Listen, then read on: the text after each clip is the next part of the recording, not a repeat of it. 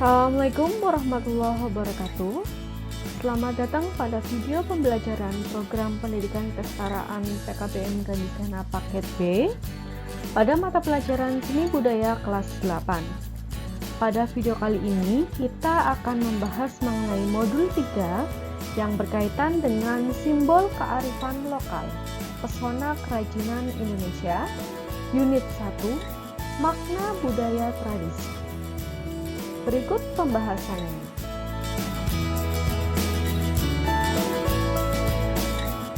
Unit 1, makna budaya tradisi.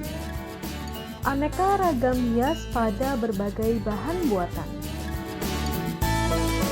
Kalian tentu masih ingat bahwa ragam hias Nusantara memiliki keragaman dan muatan nilai tradisi sesuai dengan karakter daerah masing-masing yang tersebar di seluruh penjuru tanah air. Meskipun berbeda, tetap memiliki persamaan dalam bentuk dasar motif hiasnya, pola susunan, pewarnaan, bahkan nilai simbolisnya. Motif ragam hias yang biasa digunakan untuk menghias adalah motif flora atau tumbuhan, motif fauna atau hewan, motif figuratif atau manusia, dan bentuk geometris. Berikut contohnya.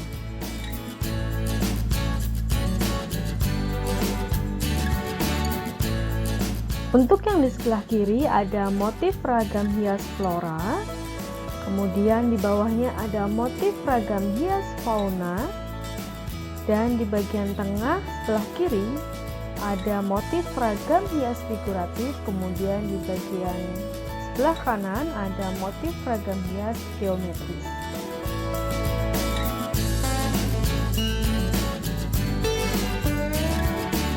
Selanjutnya, pengertian bahan buatan adalah bahan yang dibuat oleh manusia, baik secara manual ataupun masinal. Bahan buatan yang dapat digunakan untuk membuat karya seni dan ragam hias ada beberapa jenis, yaitu yang pertama tekstil. Bahan buatan tekstil merupakan bahan yang terbuat dari serat dan diolah menjadi benang, dengan proses penenunan benang diolah menjadi kain. Serat dan proses pembuatan kain akan berpengaruh pada karakteristik dan sifat bahan tekstil. Bahan buatan tekstil yang digunakan untuk membuat ragam hias atau batik berasal dari serat tumbuh-tumbuhan yang memiliki sifat kuat, tahan cuci, tahan panas, dan mudah menyerap keringat, seperti belaco, mori, katun, drill, tetra, dan sanfloris. Karya seni yang banyak menggunakan bahan buatan tekstil adalah batik. Baik sebagai hiasan rumah ataupun dibuat sebagai busana, bahan batik sebagai ragam hias tekstil sudah dicanangkan sebagai warisan budaya oleh UNESCO. Berikut contoh atau gambar dari bahan buatan tekstil. Yang di atas adalah bahan tekstil yang sudah menjadi batik, kemudian bagian bawah adalah bahan tekstil yang masih apa adanya, yaitu seperti kain mori.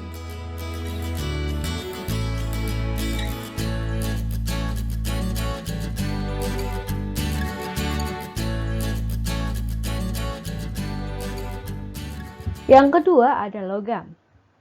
Logam merupakan unsur kimia yang mempunyai sifat-sifat kuat, liat, keras, penghantar listrik dan panas, serta mempunyai titik cair yang tinggi. Logam memiliki sifat keras, kuat, tidak lentur, dapat dibentuk, tidak menyerap air, tidak mudah terbakar. Yang termasuk dalam bahan buatan logam adalah emas, perak, perunggu, aluminium, besi, dan kuningan. Dalam karya seni, bahan buatan logam lebih dibuat sebagai perhiasan atau aksesoris dan benda hias seperti cincin, gelang, liontin, bros, hiasan dinding, dan sebagainya. Bahan buatan logam juga dijadikan sebagai benda fungsional seperti baki, gelas, dan teko. Karya seni dengan bahan buatan logam banyak dijumpai di Kalimantan Selatan maupun Jawa. Kerajinan perak terdapat di daerah Yogyakarta, Sumatera Barat, dan Bali. Berikut merupakan contoh ragam hias dengan bahan buatan emas. Selanjutnya ada ragam hias dengan bahan buatan kuningan.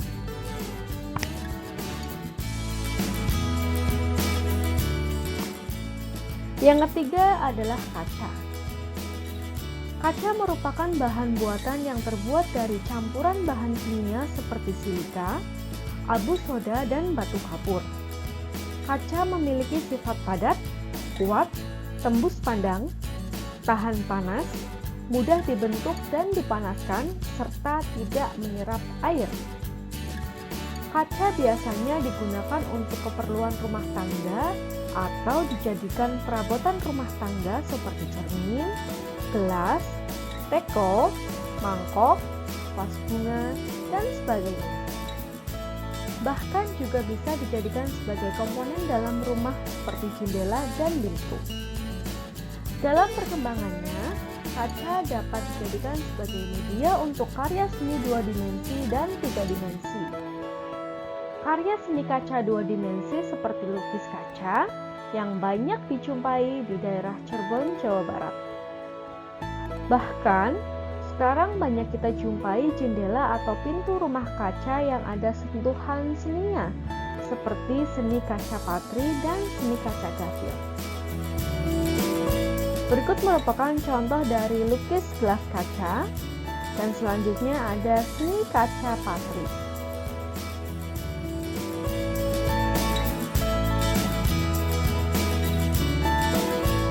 Bahan buatan yang selanjutnya yaitu dari bahan kayu.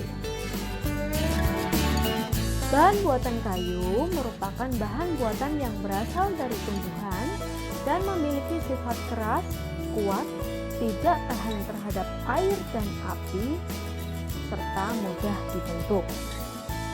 Kayu lebih banyak digunakan sebagai bahan pembuatan perabotan rumah tangga, membuat rumah, dan untuk membuat karya seni. Karya seni dengan bahan buatan kayu dapat berupa ukiran ataupun lukisan kayu. Contoh kayu yang digunakan untuk karya seni adalah kayu mahoni, kayu jati, kayu pinus, dan kayu olahan seperti triplek. Bahan buatan kayu dalam karya seni banyak dijumpai pada karya seni ukiran. Di Indonesia, ada beberapa daerah yang terkenal dengan seni ukirannya, yaitu Jepara dari Jawa Tengah, Dayak Kalimantan Barat, Toraja Sulawesi, dan suku Asmat Papua. Berikut merupakan contoh dari karya seni lukis kayu. Dan ada juga contoh karya seni lukis topeng kayu. Dan yang terakhir ada karya seni ukiran kayu.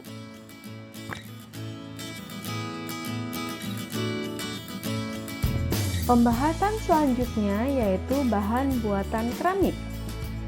Keramik merupakan benda pecah belah yang terbentuk dari tanah liat dan telah mengalami proses pembakaran.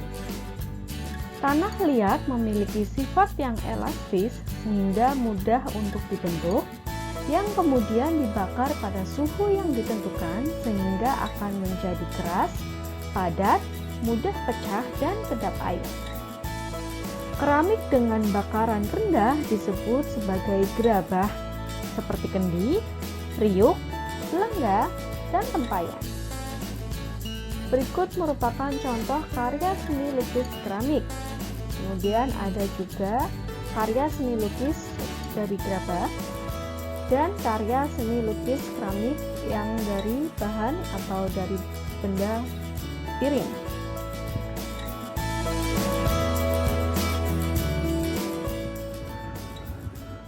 Bahan buatan yang selanjutnya yaitu plastik.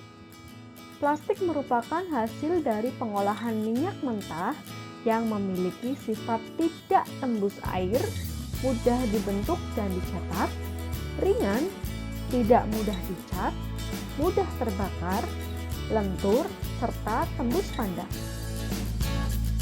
Telah ditampilkan sebuah gambar dari karya seni lukis pada botol plastik.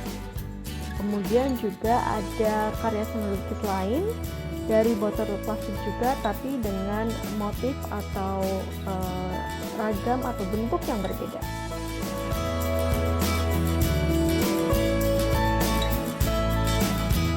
Selanjutnya, pembahasan tentang jenis dan bahan pewarna.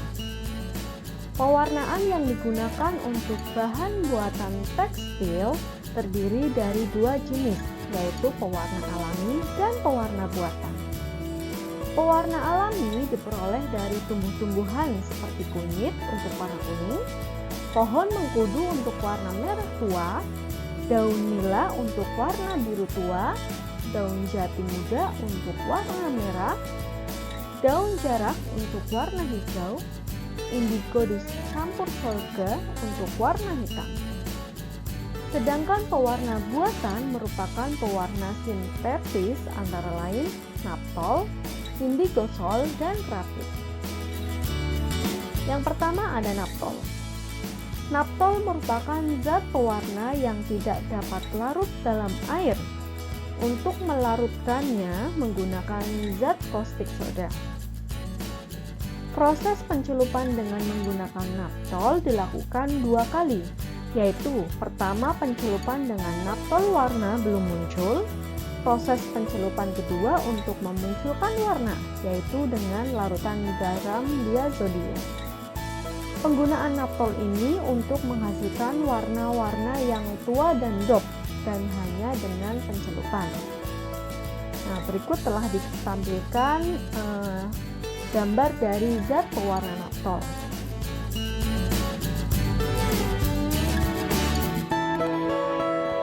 Pewarna yang selanjutnya yaitu ada indigosol. Indigosol adalah salah satu zat yang memiliki ketahanan luntur yang baik, berwarna rata dan cerah. Zat pewarna ini dapat dipakai secara pencelupan ataupun pencoletan. Warna yang ditimbulkan dari zat warna indigosol ini adalah cenderung menghasilkan warna lembut atau pastel. Pewarna yang ketiga adalah rapid. Rapid adalah naptol yang telah dicampur dengan garam diazodium dalam bentuk yang tidak dapat bergabung atau katoren. Untuk membangkitkan warna difiksasi dengan asam sulfat atau asam cuka. Dalam pewarnaan batik, zat warna rapid hanya dipakai untuk pewarnaan secara coletan. Proses pewarnaan pada bahan buatan tekstil dapat dilakukan dengan pengecapan atau printing, coletan, celupan, dan kuasan. Pewarnaan untuk bahan buatan kayu, kaca, plastik, dan logam dapat menggunakan cat minyak yang dikuaskan pada motif ragam hiasnya. Sedangkan untuk pewarnaan pada bahan buatan keramik atau gerabah dapat menggunakan cat air. Berikut telah ditampilkan gambar dari pewarna alami yaitu kunyit. Kemudian ada juga gambar lain yaitu pewarna alami daun indigo.